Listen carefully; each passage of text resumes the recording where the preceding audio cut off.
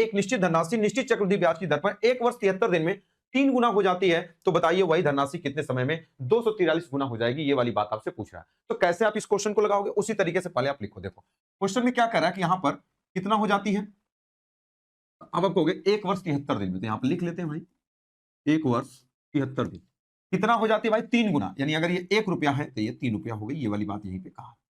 जरा बताओ कितने समय में 243 गुना हो जाएंगे? यानी ये कह रहा है इसका जो लास्ट स्टॉप है वो कितना है? आप कहोगे 243। बताओ ये इसको बराबर होना चाहिए तो क्या पावर का मान होगा? तब काउंट कर लो, 3 9 27 81 243, 3 3 का गुणा 5 बार गुणा किए, यानी 3 के पावर 5 का मान है। क्या ये वाली बात सभी लोग समझ गए? या इसका फैक्टर भी कर सकते हो, अगर नहीं आ रहा तो इसका फैक्टर आप ऐसे कर लोगे, उसमें कोई भी बहुत बड़ी बात नहीं। 3 बटे 24 81 हो जाएगा, 3 से काट लोगे 27 हो जाएगा, और 3 से काट लो 3 9 27 हो जाएगा, और फिर 3 से काट लो कितना हो जाएगा 3, फिर 3 से काट लो कितना हो जाएगा 1, तो 1 2 3 4 5 बार। तो बस ऐसे आपको कर देना है। अब मैंने क्या बताया कि इस पूरे सिस्टम के अंदर इसी 5 का गुणा कर देना है। अब बताओ जब 5 का इसमें गुणा करोगे तो क्या होगा? देखो 5 का गुणा करोगे तो ये 5 वर्ष पूरा पूरा आएगा। बोलो भाई।